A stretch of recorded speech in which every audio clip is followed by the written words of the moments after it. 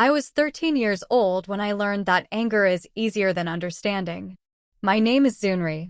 I grew up in a small house on the edge of town, the kind where the paint peeled and the roof leaked and the windows whistled when the wind blew. It wasn't much, but it was ours. My father worked 2 jobs to keep it that way. My mother died when I was 7. After that, it was just me, my father, and my 2 sisters, Lila, who was 15, and Lily, who was only 4. My father became everything to us. Mother, father, provider, protector. He worked days at a factory and nights as a janitor. He slept 4 hours a night, sometimes less. He never complained. But when you're 13, you don't see sacrifice. You see what you don't have. My 13th birthday was on a Tuesday. I'd been waiting for it for months. In my mind, it was going to be perfect. A party with my friends. A new dress. A cake with pink icing. Presents wrapped in shiny paper. I'd been dropping hints for weeks. Lila got a party when she turned 13. Lily's birthday is coming up too, but mine first. My friend Sarah had a huge party with a DJ. My father listened. He always listened. He'd nod and smile and say, "We'll see, Beta. We'll see."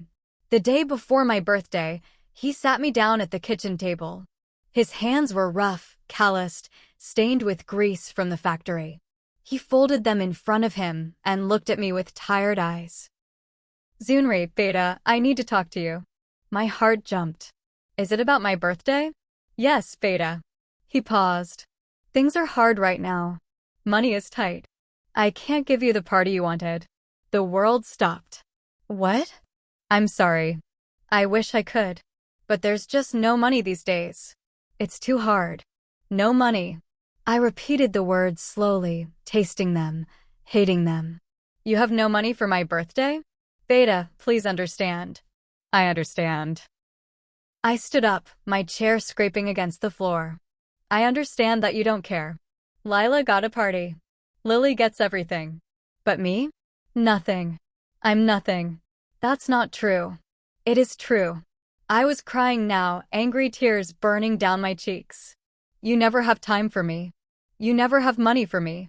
You never have anything for me." I ran to my room and slammed the door. I lay on my bed, sobbing into my pillow, feeling sorry for myself. My 13th birthday. Ruined. No party. No dress. No cake. Nothing.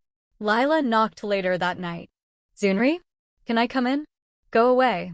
She came in anyway. She sat on the edge of my bed and stroked my hair the way Mom used to. "He loves you, you know." "Then why won't he give me one stupid party?" "Because he can't." "Not because he doesn't want to. He could if he tried." Lila was quiet for a moment. Then she said something I didn't understand until years later. "You don't know what he gives up for us every single day." "None of us do." I didn't want to hear it. I rolled over and faced the wall. Lila left. The next morning, my birthday, I woke up determined to be miserable. I stayed in my room, refusing to come out. I heard my father leave for work. I heard Lily watching cartoons. I heard the normal sounds of a normal day. No one mentioned my birthday. By afternoon, I couldn't take it anymore. I stormed out of my room, ready to scream, to cry, to make everyone as miserable as I was. But my father wasn't at work.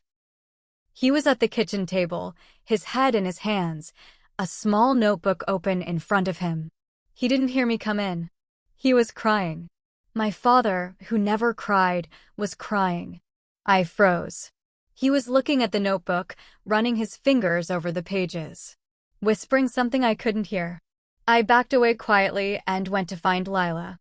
"What's wrong with Dad?" Lila looked at me surprised. "What do you mean?" "He's at the kitchen table. Crying." Lila's face changed. "Oh, Zunri." "What?" "What is it?" She took a deep breath. "That notebook. It's Dad's diary. He's been writing in it every night since Mom died. I've never read it. It's private. But I know what's in it." "What?"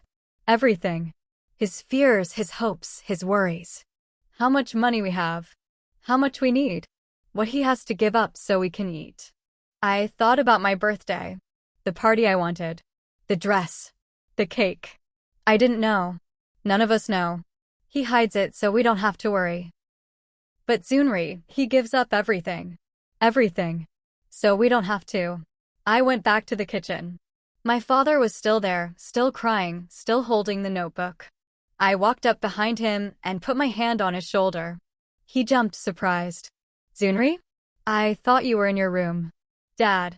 My voice cracked. I'm sorry. For what, Beta? For being angry. For not understanding. For making it harder. He pulled me into a hug, his rough hands gentle on my back. You don't have to be sorry. You're a child. You're supposed to want things. Dad, what's in the notebook? He pulled back, surprised. You saw it. Yes. Lila told me you write in it every night. He looked at the notebook, then back at me. Do you want to see? I nodded. He opened the notebook to the first page. The handwriting was small, careful, like he was trying to save space. January 15th, he read. Maya died today. My wife. Their mother. I don't know how to tell them. I don't know how to go on. But I have to. For them. I have to. Tears filled my eyes. I'd never heard him talk about that day. Never.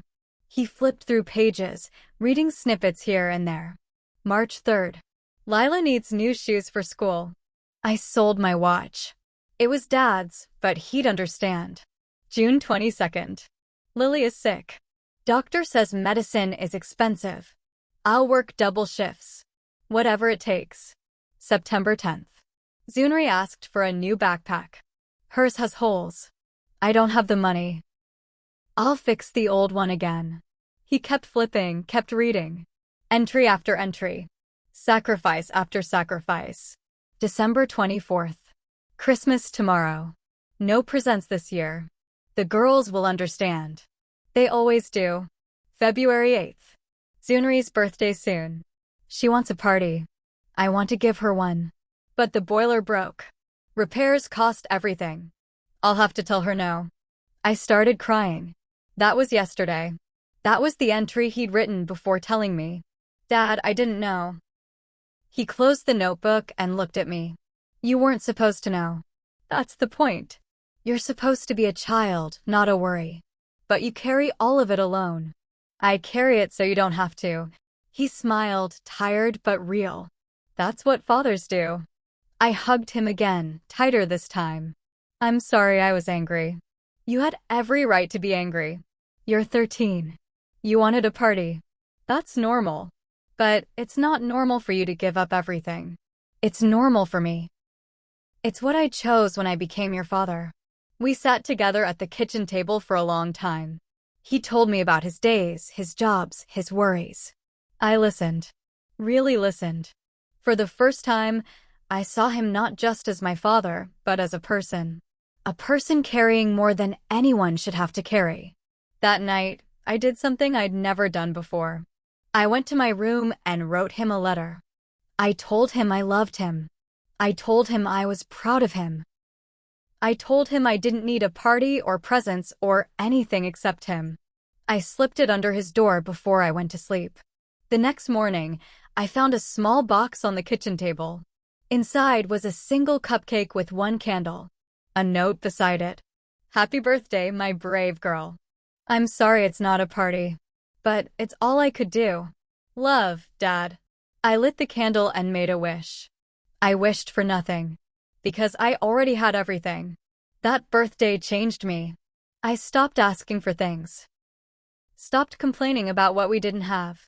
Started noticing what we did. A father who worked himself to exhaustion so we could sleep safely. Sisters who shared everything without complaint. A home that was small but full of love. Years passed. Lila got married, moved to another city. Lily grew up, went to college, started her own life. I finished school, got a job, helped my father whenever I could. The notebook stayed on the kitchen table. My father still wrote in it every night. But now, sometimes, he'd read entries to me. Not the sad ones. The good ones. October 12th. Zunri got promoted today. She called to tell me. I cried. Happy tears. March 5th. Lily graduated. I sat in the front row. I've never been so proud. December 20th. Lila had a baby. A girl. They named her after Maya. My wife's name lives on. Life moved forward. The hard times didn't disappear, but they became easier. Because we faced them together. When I turned 30, my father gave me a gift. Not a cupcake this time. A box wrapped carefully with a note. For my daughter, who taught me what love really means. Inside was the notebook. His diary. All those years. All those sacrifices. All those words. I cried for an hour. I can't take this, I said. This is yours. Your life. It's ours, he said. All of it. The hard parts and the good parts. I want you to have it. To remember. To know. I've read that notebook 100 times since then. Every entry. Every sacrifice. Every moment of love disguised as ordinary life. And every time I read it, I think about that 13-year-old girl who was angry about a birthday party. Who didn't understand. Who thought her father didn't care. I wish I could go back and tell her the truth. Tell her to look closer. To see the hands that worked 16 hours a day. The eyes that stayed open long after they should have closed. The heart that gave everything and asked for nothing. But maybe I don't need to go back. Maybe that girl learned, eventually. Maybe that's what growing up is. Understanding that love isn't parties and presents. It's sacrifice. It's silence. It's a father coming home exhausted and still finding a way to smile. It's a notebook full of words no one was supposed to read. Last week, I went to visit my father. He's older now, slower, his hands more gnarled. But his eyes still light up when he sees me. We sat on his porch, watching the sunset, not talking much. Just being together. Dad, I said, do you remember my 13th birthday? He smiled. The cupcake. I was so angry. I thought you didn't care. I know. I was wrong. You cared more than anyone. You just couldn't show it the way I wanted. He reached over and took my hand. I showed it the only way I knew how. By keeping us together. By making sure you had what you needed, even if it wasn't what you wanted. I know that now. We sat in silence for a while. Then he spoke again. That diary. The one I gave you. Do you still read it? All the time. Good. He squeezed my hand. Because when I'm gone, I want you to remember. Not the hard times. The love.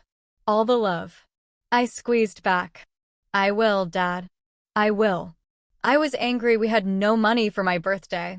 Until I opened my father's diary. And learned that the greatest gift he ever gave me wasn't a party or a present. It was everything.